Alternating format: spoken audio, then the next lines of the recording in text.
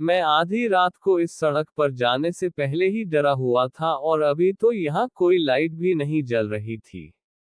मेरे फोन की बैटरी जा चुकी थी और अभी मैं सोच ही रहा था कि क्या किया जाए, तभी सामने से कुछ आता हुआ सा प्रतीत हुआ। समझ नहीं आया कि क्या करूं।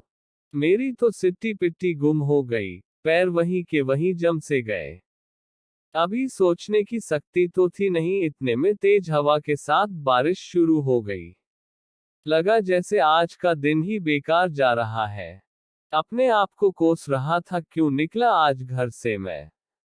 लेकिन अगर नहीं निकलूं तो काम कैसे पूरा होता।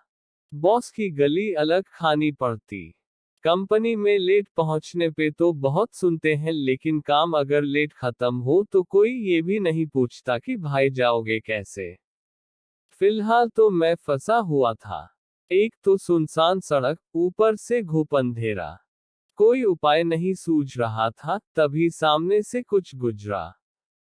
कुछ और नहीं, वो सड़क का कुत्ता था जिसने मुझे लगभग मर ही डाला था। अब बारिश में भीगते हुए तेज कदमों से आगे बढ़ रहा था। बस यही मना रहा था कि आगे नुक्कड़ की चाय वाली दुकान खुली मिल जाए। कुछ ही देर में मैं वो सड़क पर कर चुका था और अब बारिश भी थम गई थी। नुक्कड़ की दुकान पे चाय पी तो थोड़ी गर्माहट महसूस हुई। तभी वह एक बाइक वाला आया। मेरे साथ वो भी चाय पीने लगा।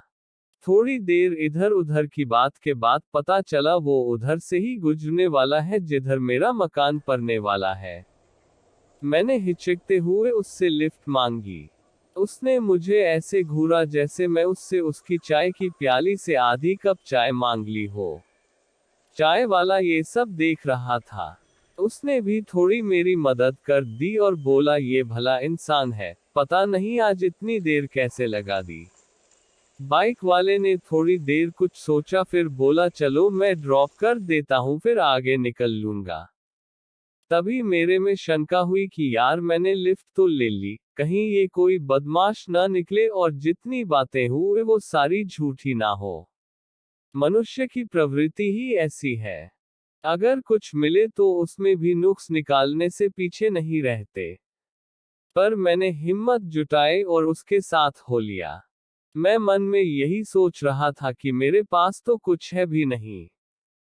पॉकेट में कुछ पैसे हैं जो डेली यूज के हैं। एटीएम तो आज लाया नहीं और लैपटॉप ऑफिस में ही है। अगर कुछ गड़बड़ हुई तो घर के जगह कहीं और उतर जाऊंगा और वहां से पैदल घर चला जाऊंगा। लेकिन ये सब केवल मेरी सोच ही थी। हुए ऐसा कुछ भी नहीं।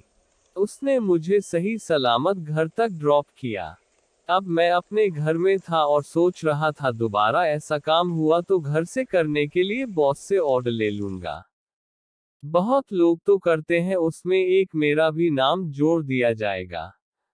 लेकिन सुरक्षित तो रहूंगा।